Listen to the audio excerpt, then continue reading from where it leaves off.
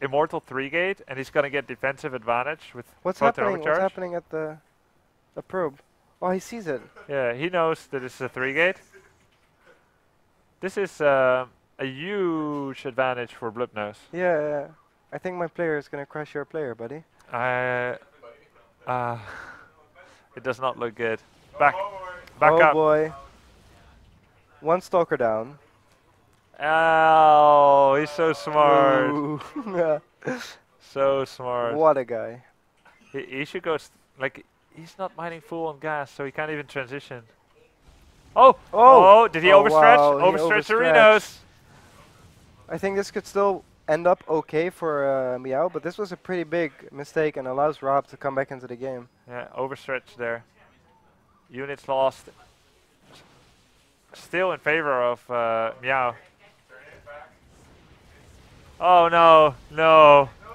No, Yeah. A move, fight. Why is he? Oh. Yeah, he could just fight. He didn't need to go back. He didn't need to go back. He was Rob. afraid of, he was Wow. Oh, wow. Still no third probe in gas though. It's a big issue. He was afraid of losing his Immortal again, but instead he lost it because he moved. Look at the worker count. 3 workers more for Blipnose. It doesn't matter if he's even 10% more cost inefficient, which he isn't. Yeah, he's still being cost efficient, and the expansion is still being denied. Like, he could get contained by Stalker Sentry. Okay, so what does red player do? Does he get Blink himself, or does he get Colossus? I think you get Blink yourself, right? I think you get a War Prism. Oh, you get a War Prism to put. Yeah, Oh, double okay, Immortal and Prism. Hey, there we go. Oh, no. No, yeah, no. Double He's Immortal. afraid. But I feel like is getting Blink yourself even an option? In my mind, that makes sense. I think you don't do anything for the next 3 minutes when you go for Blink now. It takes 160 seconds plus 60. So you give your opponent too much freedom if you get Blink yourself? Yeah, you can get contained until then. So both players get an expansion at the same time. Still 2 workers ahead for Blipnose. So realistically, War Prism is always the best option here. No, well, if you're like really early, you're like, okay, I'm holding this Stalker attack easily with my Immortal Stalker. You can start Twilight right away, it's okay, but you can't do it after thinking about it. It'll be too late already. Too long. So but you'll the War be like, Prism is an instant counter pressure, so you can. yeah, and also like an escape if you get force field contained. Ah, yeah, okay. Okay, makes sense. He is going for a Robo Bay, which can lead to something like a 5-6 gateway, 1 Colossus, no range all in, which breaks force fields. You generally do that if your expansion is quicker, or you have a lot more workers, or if you did more damage to the opponent's army, then you can finish it. If it's like roughly equal, it doesn't work. His expansion is slightly quicker, or is even, and his probe count is slightly higher. 5 seconds quicker, 3 more workers. Yeah, it might be enough to do like a single Colossus push.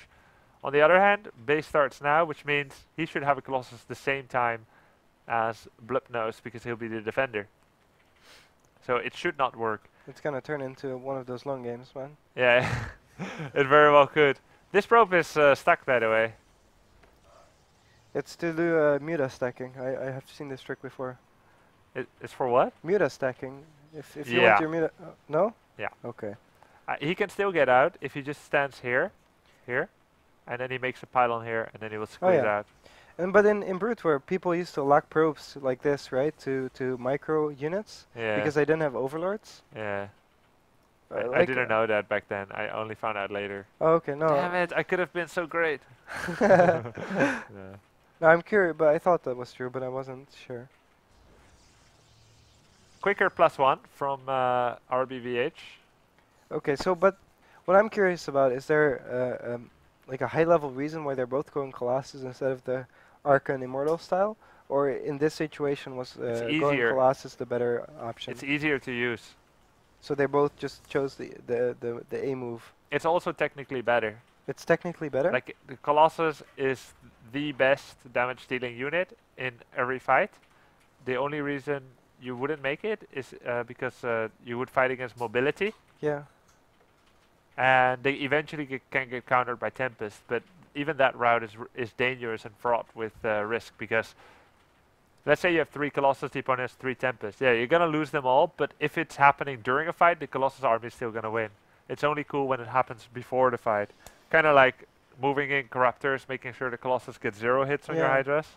Yeah, the Tempest during the fight don't do enough, but if you can pick them off before the fight, it's of course very big. Yeah.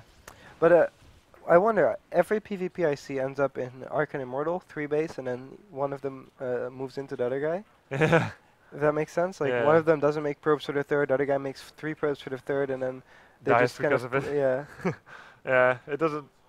I haven't completely figured it out yet too, but generally at high level Korea PvP, they both just stop at 46 probes or 44 and make a giant army. They do make their third, but they don't use it, even a few. Yeah.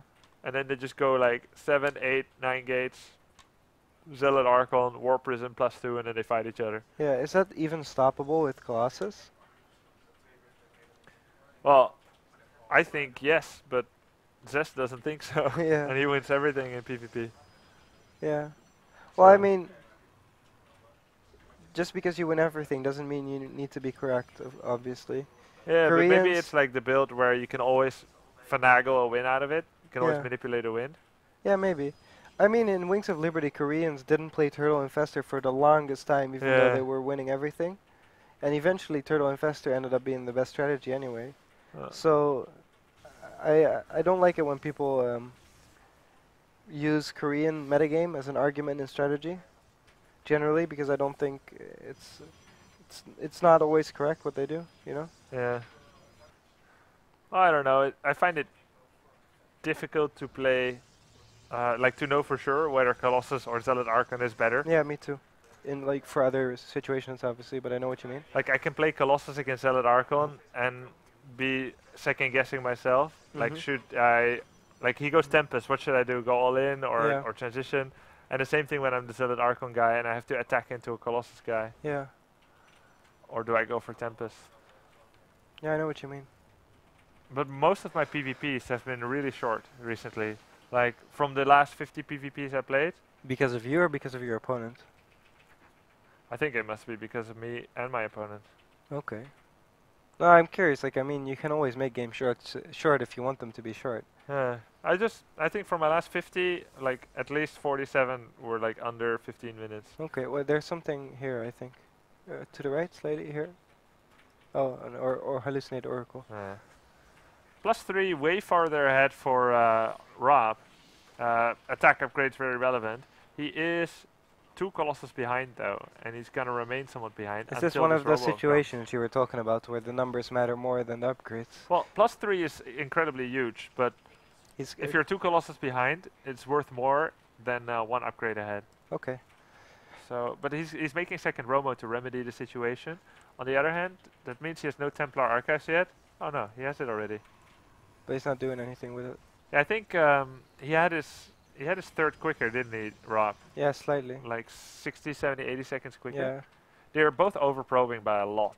Like in PvP, if you both take your natural and third unusually quickly, you can go to 66 if you're both on Colossus. And you probably should. But the later you took it, the fewer you want to make. Like, he just topped off the final 20th probe on this base. It's 18 minutes, which means we're going to look at the main. There's going to be like 2 patches gone already. Yeah. 1830 you generally mine out. Yeah, 1 patch is already gone. Yeah. You're right. Or actually, 2 are gone, yeah. 2 patches gone. So, like, do you really want 71 probes now? Yeah. They're going to max out before they fight. His 4th is quick enough to compensate, I guess, though. But I get what you mean. Oi. And Rob is helping him a little bit, killing some probes. What a guy. So friendly. And then during it, he makes even more probes, going to 75, which is crazy. He's already, like, way over max. I think this is the game of who makes least probes wins or something, yeah. Like, at some point, let's try to predict, at some point, one of the players will get the smart idea to DT or War Prism harass. He's going to kill some workers, and then he's going to lose. Game.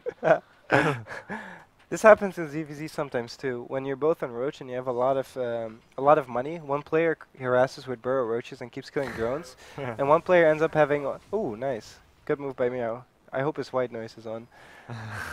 But you keep losing drones to burrow roaches, and you keep losing drones, and you keep replacing them with more roaches, and at some point you're 26 drones less, but you have like 12 roaches more, and you just win the fight straight up. What about the last 2 supply? A Hydra? What? You said 26 drones less, 12 roach more. And an extra queen, man.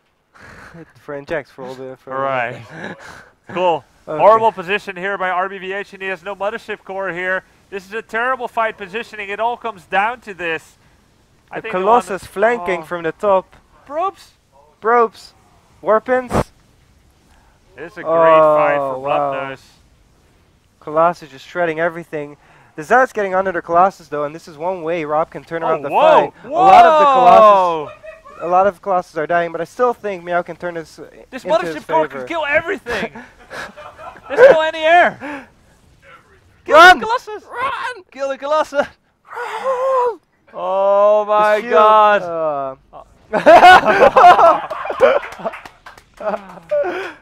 Oh god! Man, that was... Wow, that became fairly even suddenly. I think Meow's at a good advantage by mining gas at his fourth though, right? Yeah. That's like pretty big. He can get a lot of Archons. Like look at Rob's bank.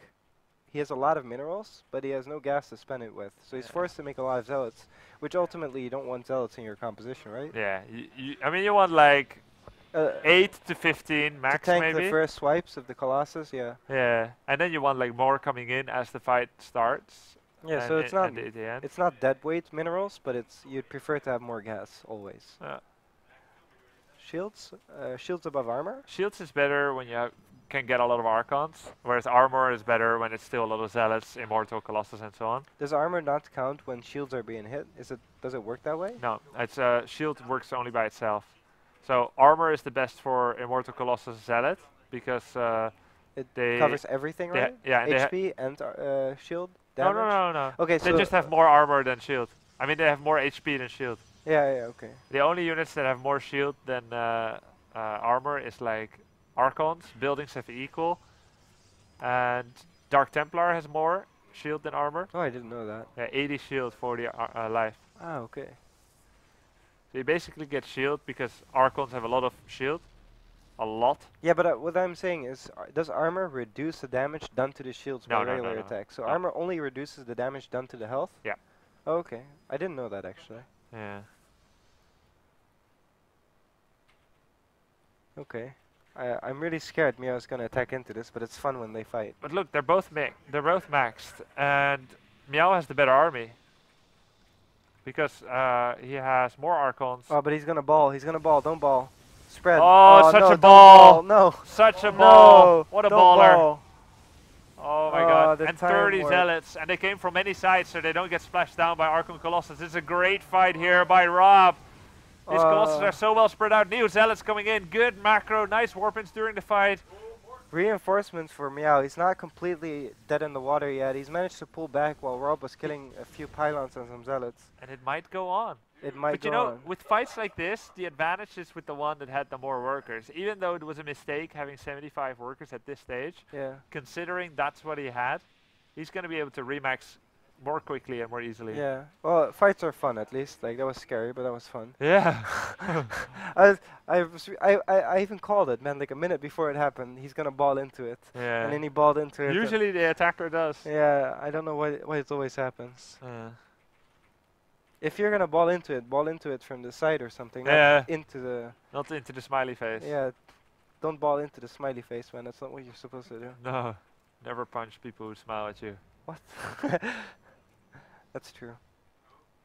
Unless he says something very horrible and then punches you and then smiles. I mean, then it's acceptable, I guess. It could be understandable at least. Yeah. 9 Colossus by the blue player against 5 from the defender. Oh, is blue now gonna ball into red? He might, but with 4 more Colossus, it might be good enough anyway. No. Oh, he's spreading out. He's not doing the ball. Pre-spread. Red might do the ball. No, don't ball. There's a lot of Archons for red actually, and they're pushing away the Zealots. This might be a decent fight for red after all. Not enough Zealots for the red player. He's not sending them in. The reinforcements aren't fighting. Come on, reinforcements. He doesn't have charge. No charge. Red doesn't have charge. Oh. Rob is pushing through. That's why his units don't come in enough too. And there's, yeah, that's mostly it. No charge. Oh man. Such a good game, and unfortunate ending for my player, but very well played by Rob. Very nice game. Obviously, the more experienced player in the late game fights, I think you could clearly see he fought a lot better. Yeah. GG. Well played. Congratulations, man. Congrats too on a very nice performance by your team. I feel like I can be magnanimous again. Yeah, finally. Done with the bias.